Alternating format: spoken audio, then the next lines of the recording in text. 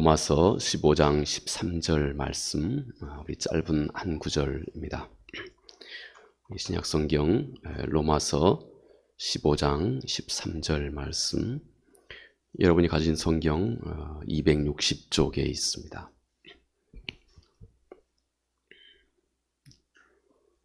우리 같이 함께 천천히 또박또박 같이 함께 읽겠습니다.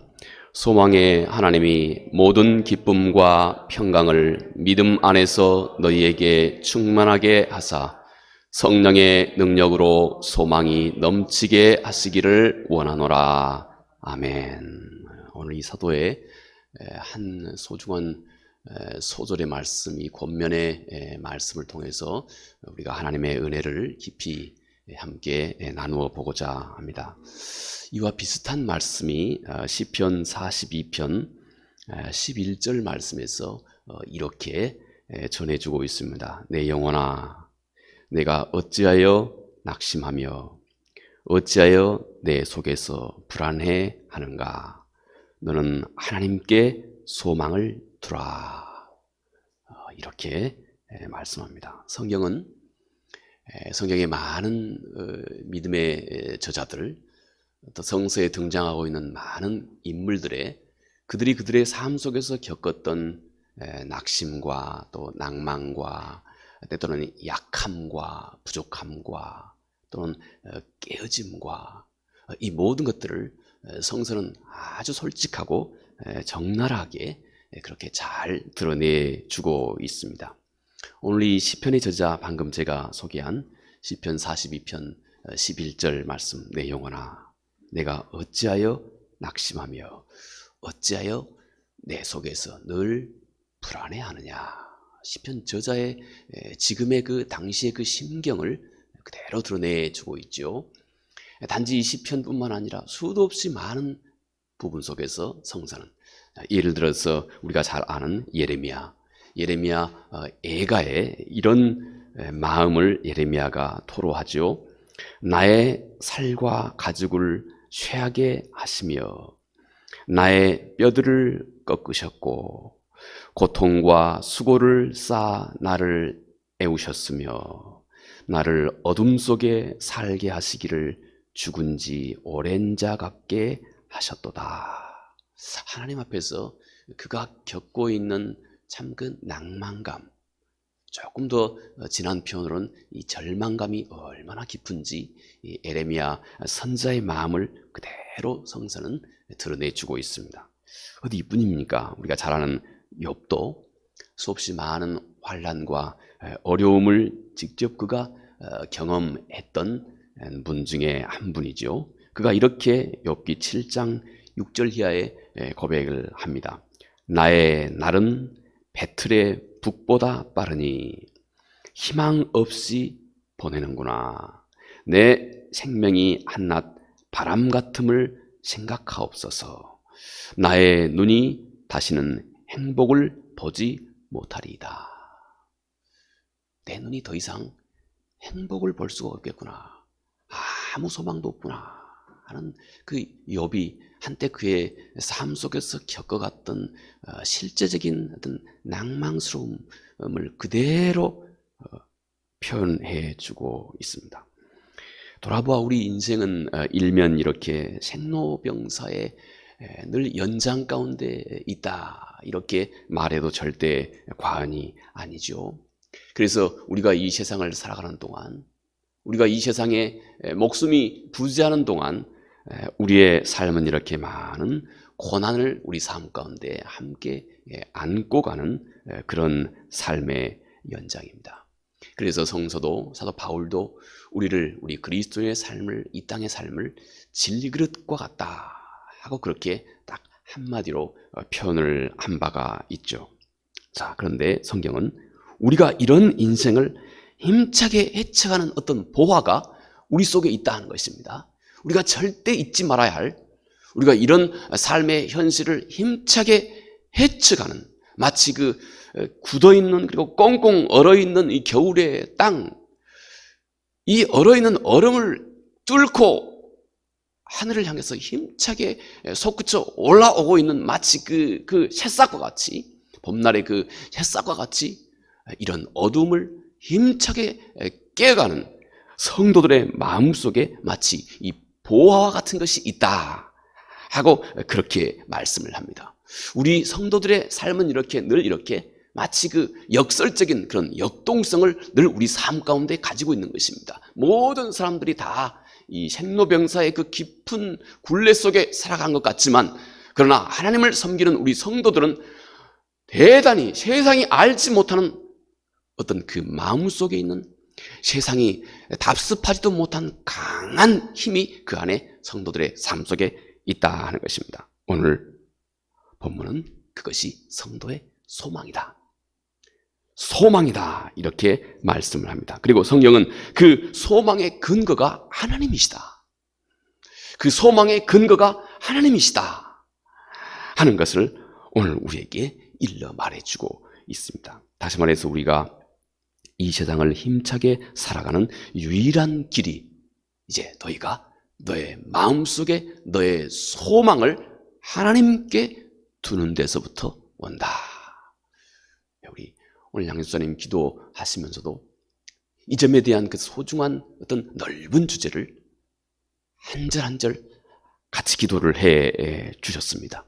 아마 하나님이 우리 기도를 들으실 것 분명합니다. 여러분, 이 조상이 이처럼 깜깜하게 보인다 할지라도 성도들의 마음은 소망으로 꽉 차 있는 삶을 성도는 살아가고, 그리고 그 소망의 뿌리, 그 근거가 전능하신 하나님이시다. 이렇게 말씀을 하는 것입니다.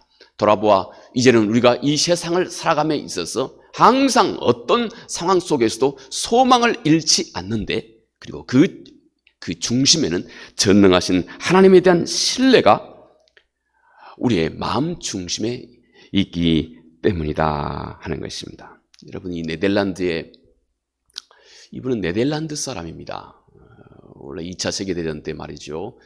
나치가 이 포로 소용소에서 수없이 많은 그 유태인들 뿐만 아니라 또 약한 사람들, 노약자들, 당시에 또 지체부자애들까지도 약 25만 5천 명 정도 유럽에 있는, 무슨 죄가 있습니까? 약하다고 하는 이유 하나 때문에, 또 유태인이라고 하는 이 이유 하나 때문에 수도 없이 많은 사람들을 학살했던, 수용소에서 무참하게 학살했던 그런 기록을 우리가 가지고 우리가 알고 있죠. 그때 네덜란드 사람입니다, 이 사람은.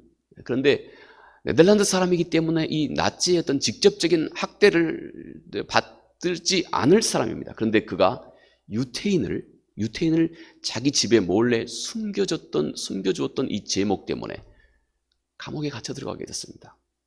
그래서 나치의 이 포로 수용소에 유태인들과 똑같이 함께 갇히게 됐습니다.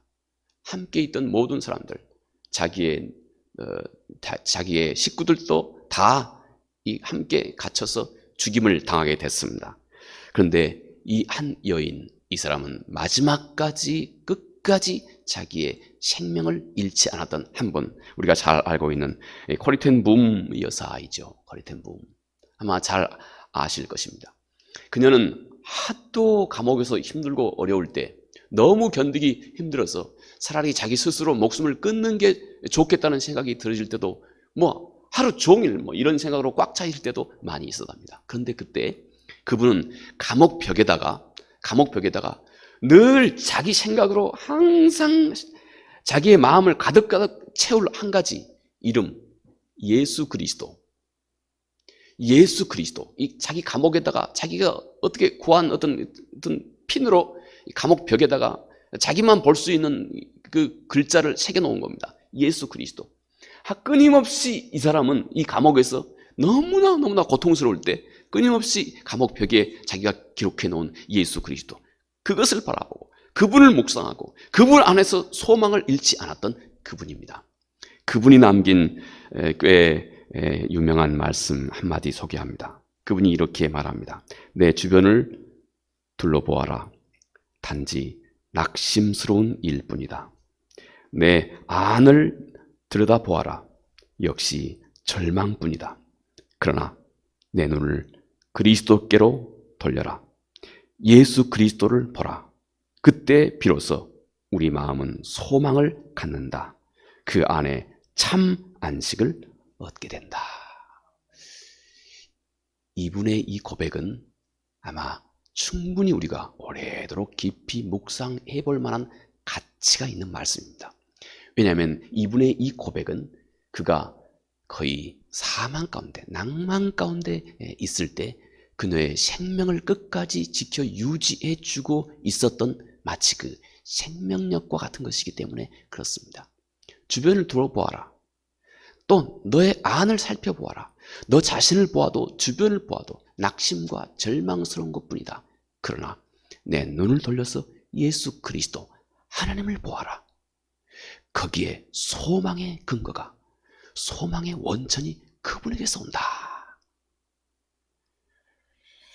하는 것입니다. 여러분, 그러므로 이제부터 우리의 눈을 들어서 우리의 믿음의 주여 우리를 온전케 하시는 예수 그리스도 하나님을 우리의 소망으로 바라보는 법. 물론 제가 오늘 이렇게 함께 말씀을 나누지만 우리 삶의 어떤 절실한 상황이 우리 삶 가운데 별로 없었다면 이 말씀이 그렇게 썩 마음에 많이 와닿지는 않을 수도 있을 것입니다. 그러나 우리의 삶이 이제 한 걸음 한 걸음 인생의 여러 가지 많은 경험들을 해가면서 우리는 우리 안에 전능하신 하나님이 얼마나 우리에게 실제적인 우리 삶의 버팀목이자 소망이자 희망의 그 동력이 되는지 우리는 점점 더 깊이 깨달아 경험해 알 수 있게 됩니다. 자, 그러므로 오늘 우리가 함께 하나님을 우리의 소망으로 바라보는 법, 우리 함께 생각해 보고자 합니다. 오늘 우리가 함께 읽었던 13절 한 절 말씀이죠. 소망의 하나님, 이 모든 기쁨과 평강을 믿음 안에서 너희에게 충만하게 하사. 소망의 하나님. 사도의 이 말씀은 참 깊은 진리를 우리에게 던져주고 있습니다. 사도는 너희가 소망을 얻기 위해서는 너희가 이렇게 행동해라, 이렇게 참 우리가 알기 쉬운 어떤 구체적인 지침을 우리에게 주는 것 아닙니다. 어떤 우리에게 어떤 신앙의 행동 강령을 우리에게 주는 것도 아닙니다. 그러나 오늘 사도가 우리에게 말씀하고 있는 내용은 훨씬 더 깊고 깊습니다. 왜냐하면 우리 안에 어떤 하나님, 우리 안에 어떤 선한 순종을 우리 안에서 불러 일으켜주는 어떤 그 마음의 깊은 뿌리, 지금 우리 주변에 많은 그 강물들이 많이 있지만 그 강물 이전에 어떤 땅 속에서 하나 둘씩 눈에 보이는 수없이 많은 이 강물, 이 많은 이 강물의 원천이 되고 있는 마치 그 샘물의 근원과 같은 어떤 우리들의 모든 행동의 뿌리이고 근원과 같은 우리 모든 행동과 삶의 그 용기와 어떤 희망과 소망의 그 뿌리와 같은 내용을 지금 사도가 오늘 우리에게 말씀하고 있는 것입니다. 우리의 모든 행동이 우러러 나오고 있는 그 깊은 근원, 모든 행동의 뿌리에 대해서 지금 사도가 말씀을 하고 있습니다. 여러분, 우리 생명의 근원, 바로 그것은 전능하신 하나님 그분에게 있다 하는 것입니다. 우리 안에 하나님을 우리의 소망으로 견고하게 두고 있는 것이 어떤 삶 속에서도 우리에게 흔들림 없는 용기와 믿음과 내 생명을 지탱하고 내 삶을 견고하게 어떤 상황 속에서도 바르고 올바르게 세워줄 수 있는 그 마치 근원과 같은 것이 된다 하는 것입니다. 우리 행동이 우러러 나오는 것 말입니다. 여러분, 신앙이라고 하는 말이 우리 한자로 믿을 신자 우러를 앙자, 그렇죠? 우리 신앙이라고 하는 말이 우리 안에서 우러러 나오고 있는 것입니다. 하나님에 대한 우리들의 그 신뢰가 우리 안에서 이렇게 우러러 나오고 있는 것에 대한 모든 내용들, 이것이 여러분 신앙의 내용인 것입니다. 우리들의 의식의 뿌리에 바로 여러분, 그러므로 하나님을 두어야 한다. 바로 하나님을 너의 마음 중심에 진심으로 바라는 것이 우리들의 소망의 근거가 된다 하는 점입니다. 아무리 삶이 여러분 우리가 암울하고 또 암울하다 할지라도 하나님을 내 소망으로 두기 시작할 때 그 즉시 우리 앞에 있는 세상은 다르게 보이기 시작합니다. 다르게 보이기 시작하는 것입니다. 어둠 속에서 빛이 보이는 것입니다. 어둠 속에서 희망이 보이기 시작하는 것입니다.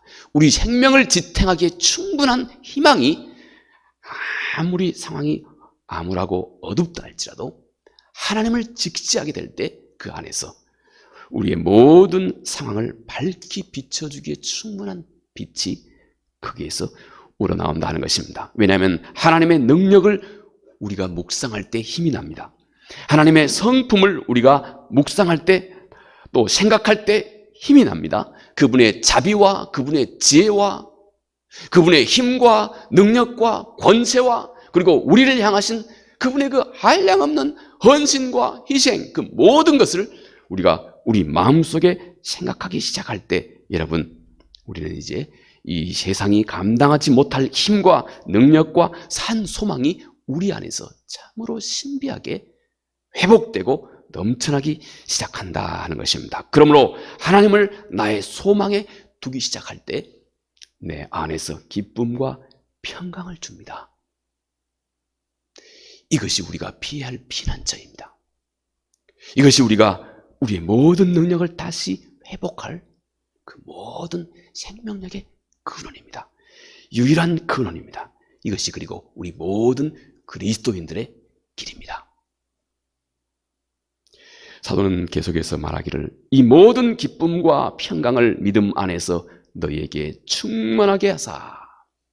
하나님은 이 기쁨과 평안과 즐거움, 이 소망에서 하나님을 바라는 이 소망에서 오는 기쁨과 평강과 이 즐거움을 우리 안에서 충만하게 하신다.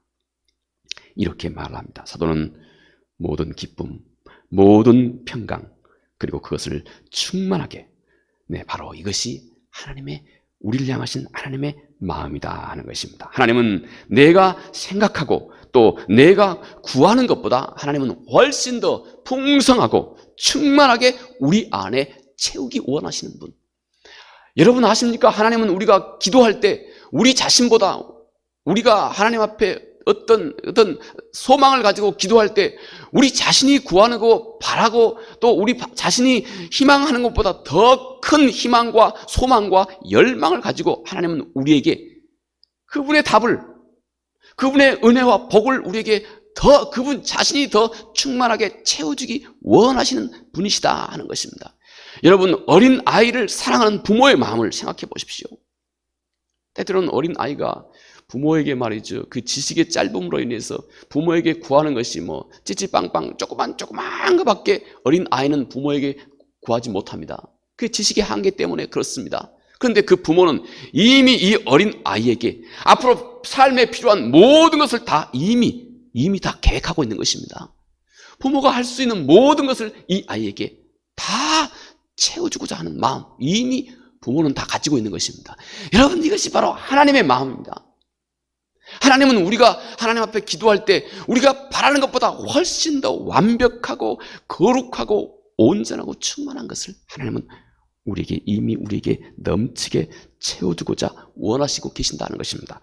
바로 이것을 너희에게 충만하게 하사 하고 오늘 사도 바울이 이렇게 표현해주고 있는 것입니다. 정말 하나님께서 내가 생각하고 내가 구하는 것보다 더 풍성하게 주시기 원하시는가? 여러분 말라기 3장 10절에 내가 하늘 문을 열고 너희에게 복을 쌓을 것이 없도록 붙지 아니하나 보라. 이것이 하나님의 마음입니다. 하늘 문을 열고 내가 너희에게 복을 쌓을 것이 없도록 붙지 아니하나 보라. 이것이 여러분 이 하나님의 마음이시다 하는 것입니다. 성도의 기쁨은 사도 바울이 강조하는 한 가지, 성도의 기쁨은 하나님의 큰 선물입니다.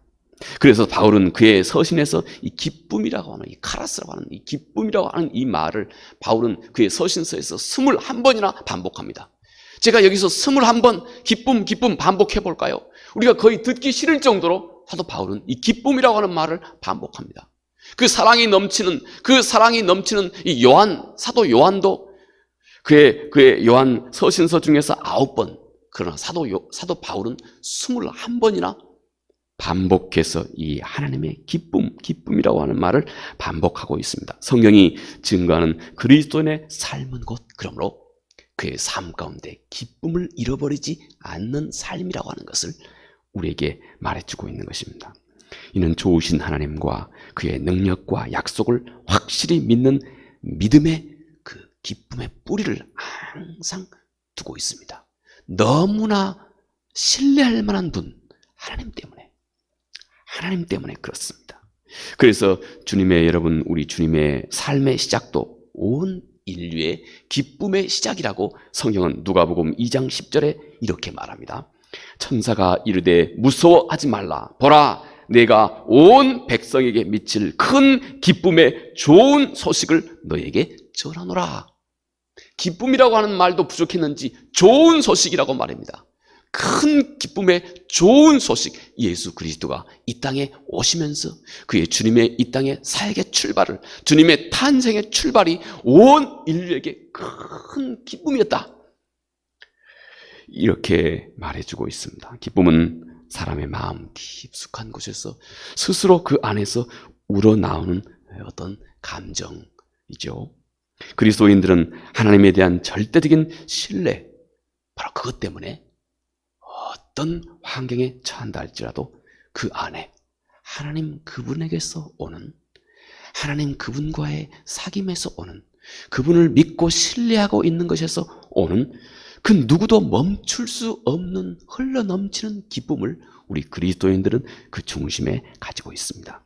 이 기쁨은 믿는 자에게 주시는 하나님의 선물임과 동시에 우리 안에 성령께서 계실 때 성령의 열매로 그 희락, 그 기쁨이 우리 안에 자리하게 된다 말씀합니다. 그래서 느헤미야는 외쳐 말합니다.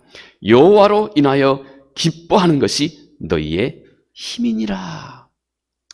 여호와로 인하여 기뻐하는 것이 너의 성소에서 힘이라고 하는 말은 능력이라고 하는 말입니다.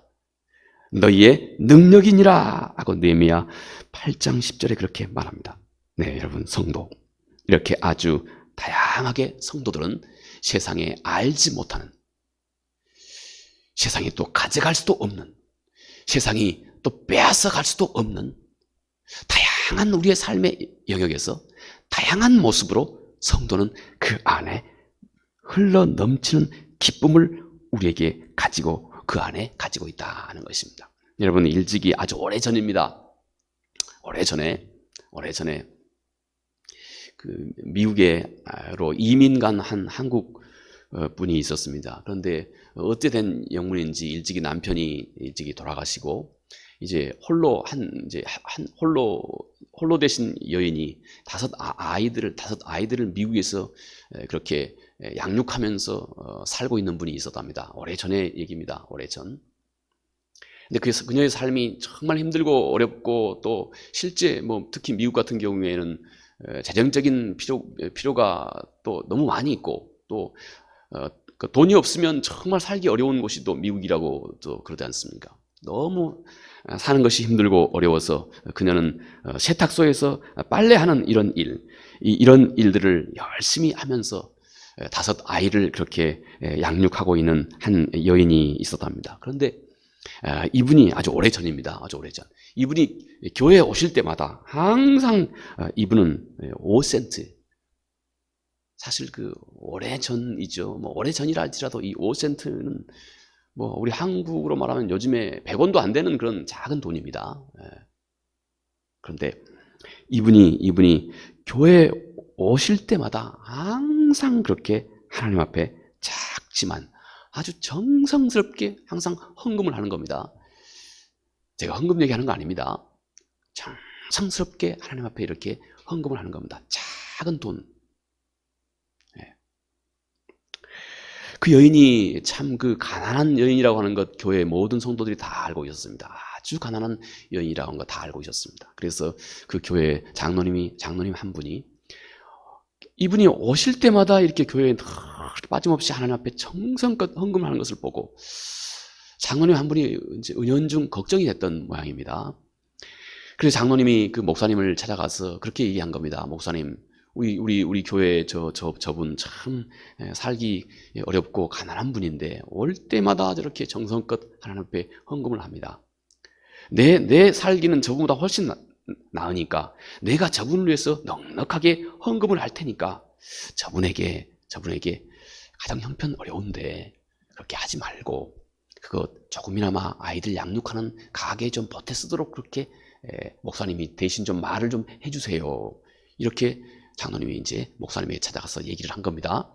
목사님이 가만히 듣자 하니까 그 일리가 있는 얘기입니다.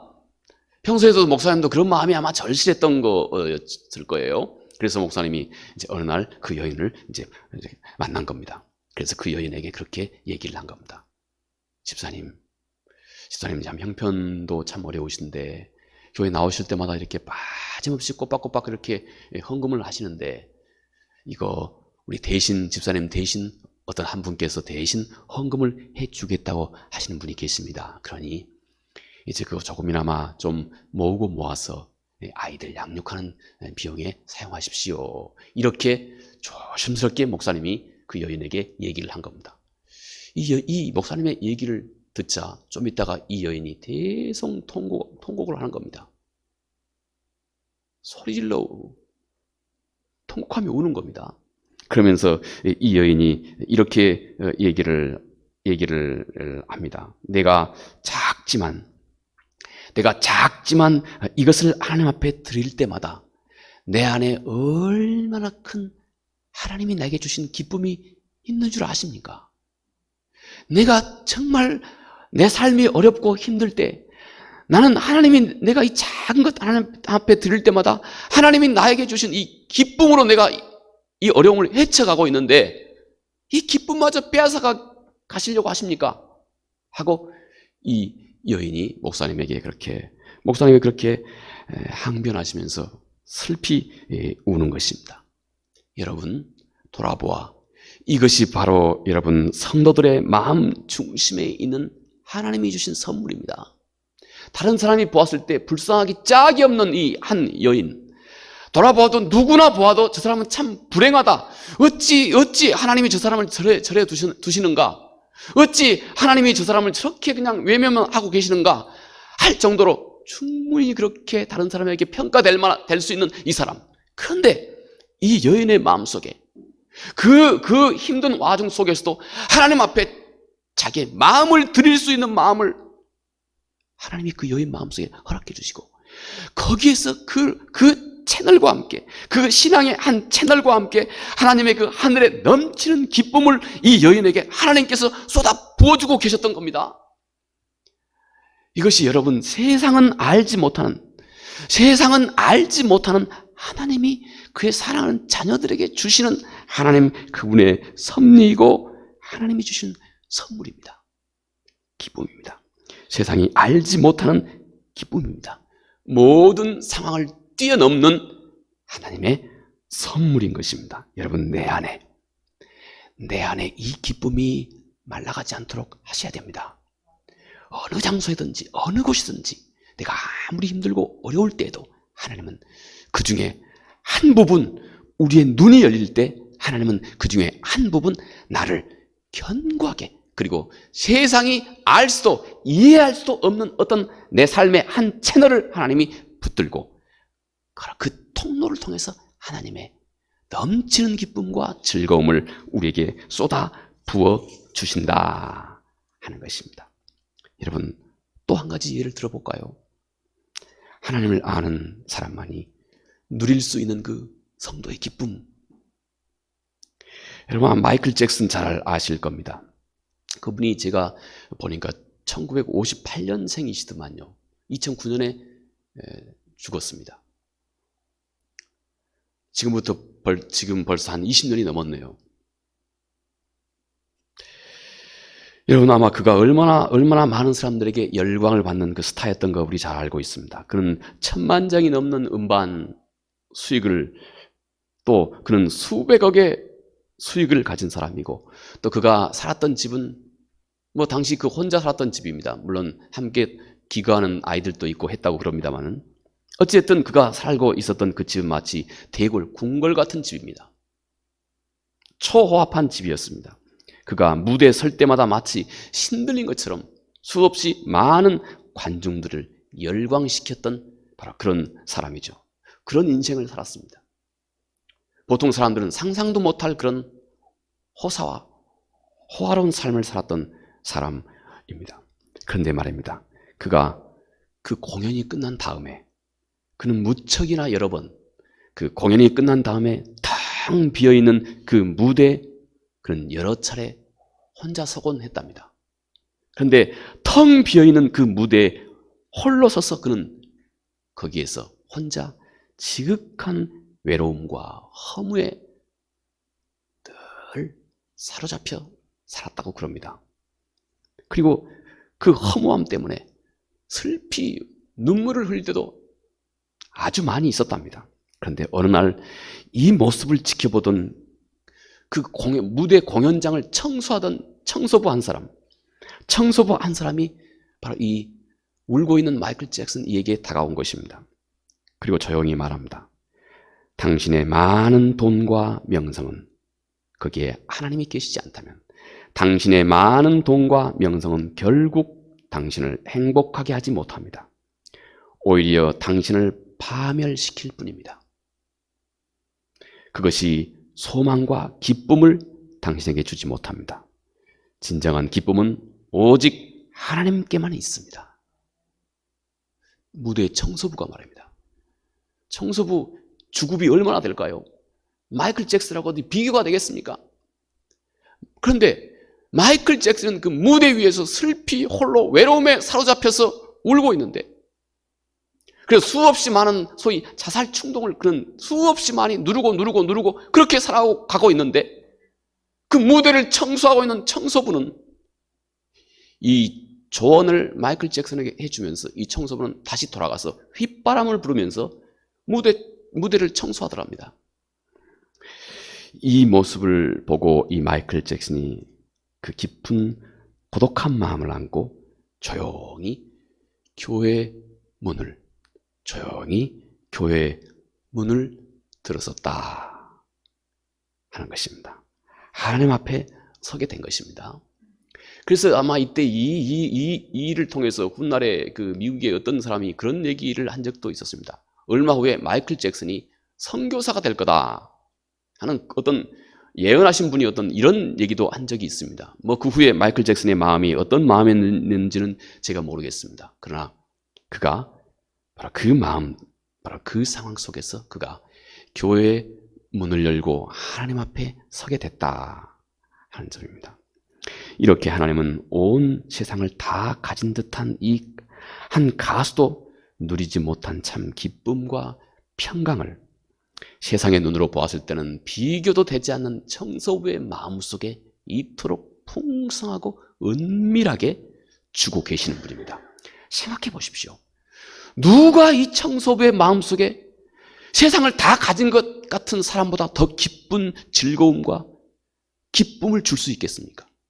무엇이 가능하겠습니까? 하나님이 하신다는 것입니다. 하나님이 그렇게 하신다는 것입니다.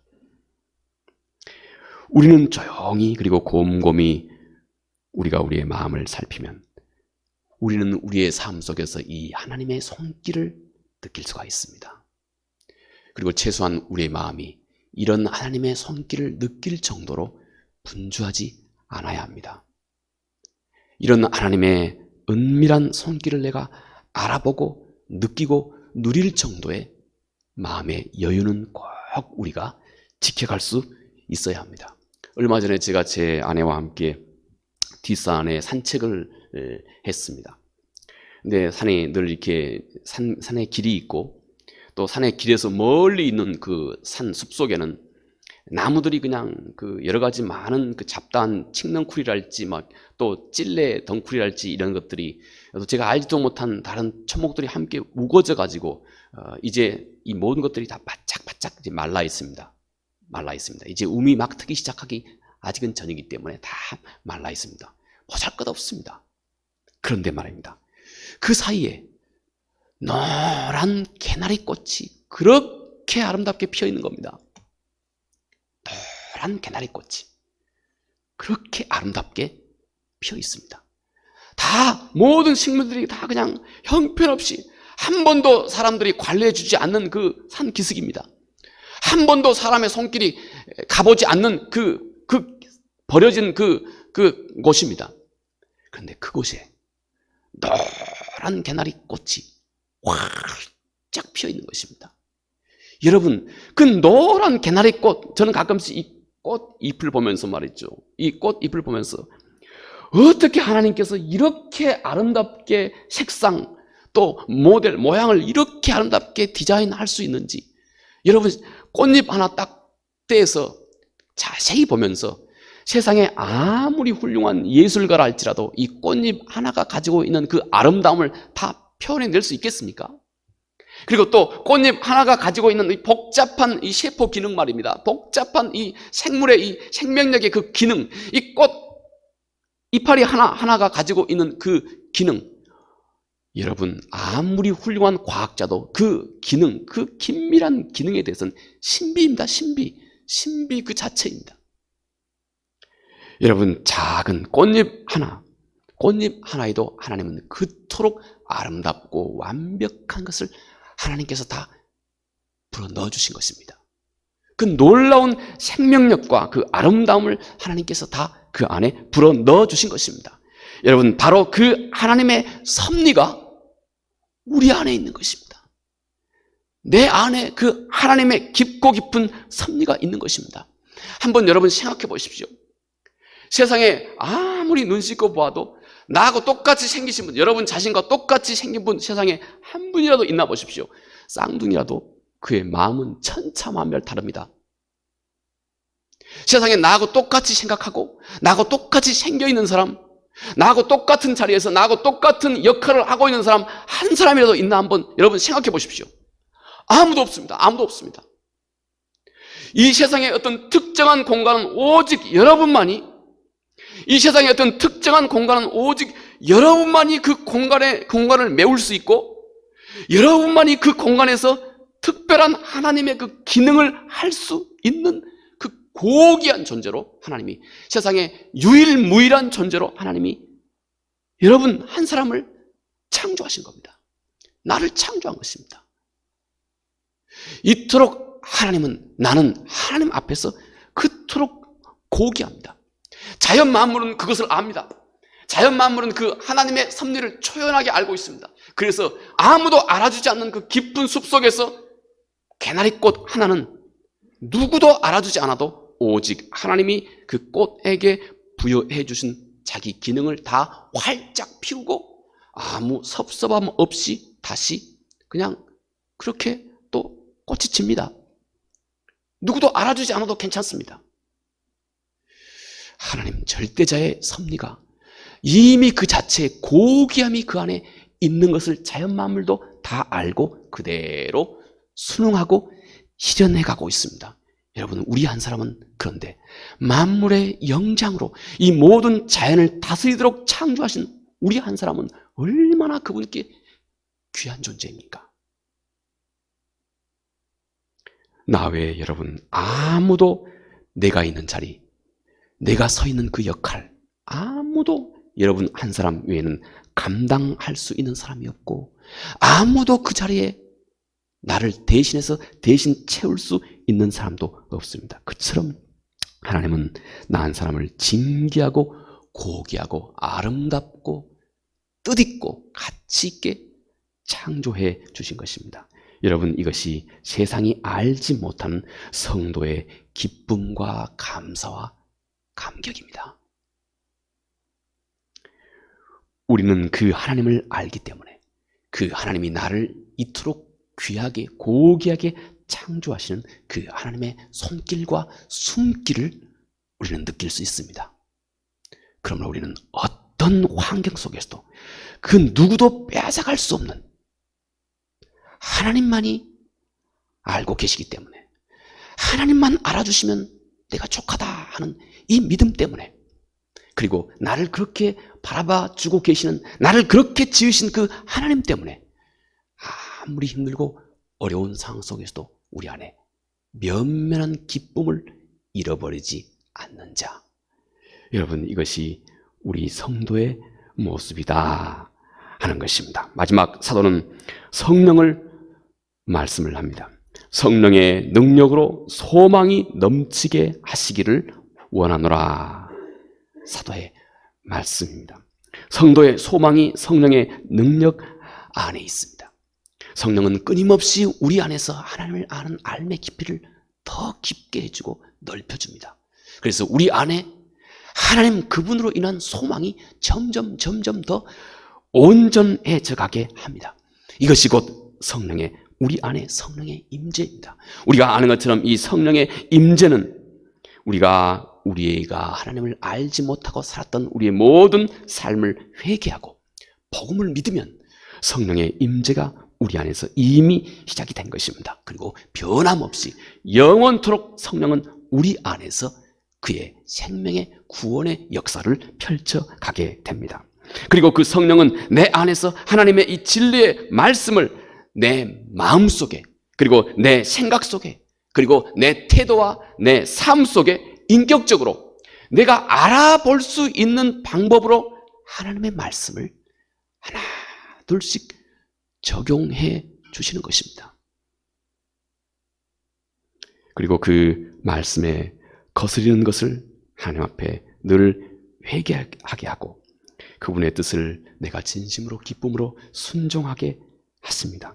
그러면서 우리의 신앙을 점점 더 성숙하게 그리스도의 장성한 분량에 이르러갈 수 있도록 우리의 삶을 이끌어 갔습니다. 이것이 우리 안에서 성령의 임재이고 역사입니다. 성경은 또 성령 충만하다 말씀을 합니다.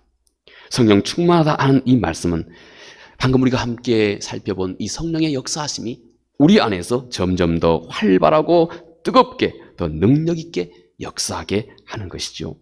내 안에 죄에 대해서, 의에 대해서, 심판에 대해서 우리 주께서 요한복음 16장에 말씀하신 것 같이 성령은 우리 안에 죄에 대해서, 의에 대해서, 심판에 대해서 좀 더 실체적이고 좀 더 절실한 알을 우리에게 늘 가속해 주고 있습니다.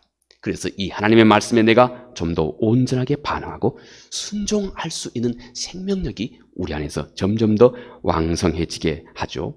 자, 그럼 또다시 어떻게 성령 충만함을 내가 누릴 수 있을까요?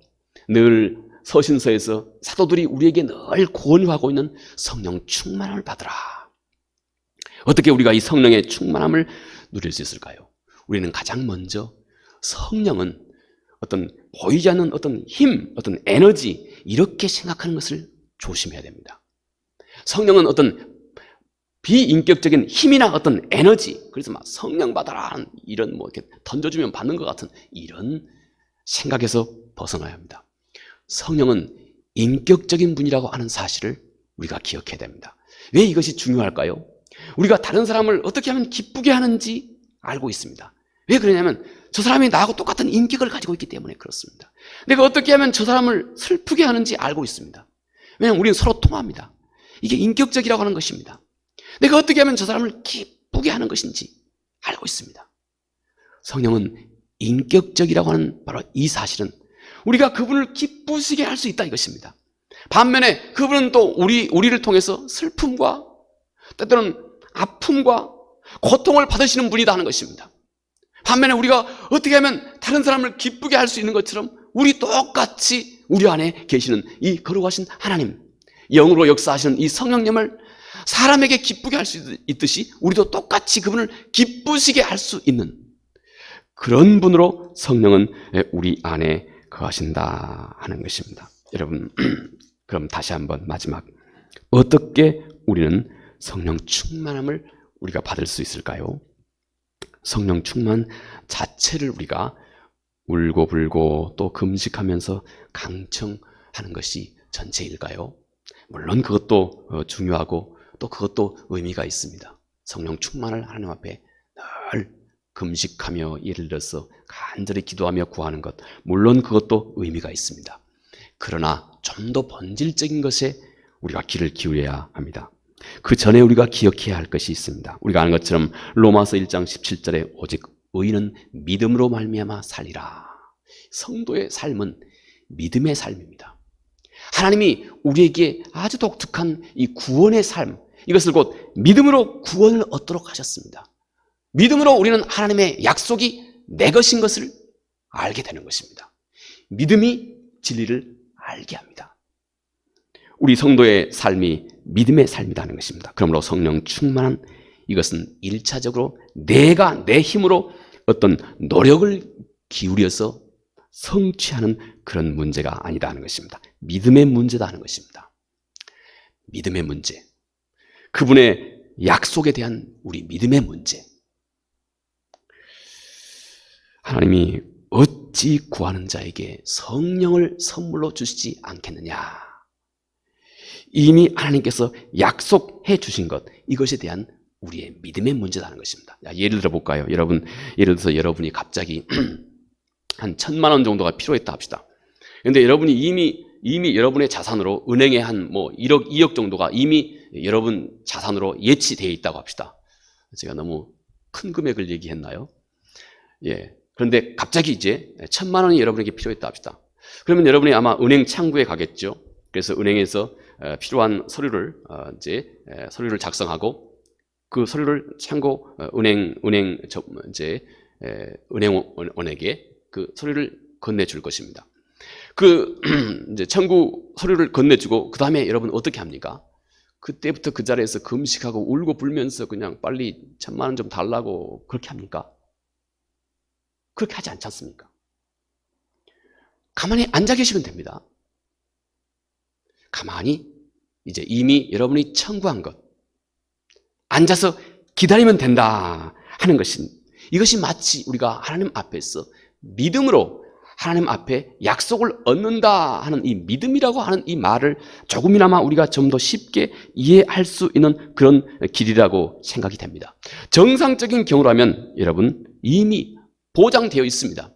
이미 여러분의 자산이 넉넉하게 이미 은행에 다 예치되어 있습니다. 여러분 것입니다. 하나님이 약속해 준 겁니다. 구하면 주겠다고 이미 하나님이 약속해 주신 든든한 합법적인 자산입니다.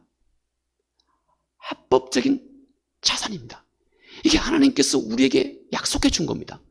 우리는 이런 구하면 주겠다고 믿음으로 구하면 주겠다고 하는 이 합법적인 하나님의 약속이라고 하는 대단한 자산을 우리가 갖고 있는 것입니다. 그러면 우리는 청구하고 믿음을 가지고 신뢰를 가지고 우리는 자리에 앉아서 기다리면 되는 것입니다. 여러분 이것이 마치 그 큰 이치와 같습니다. 구하고 믿고 기다립니다. 믿음으로 말입니다. 대신 우리가 준비해야 될 우리의 마음이 있습니다.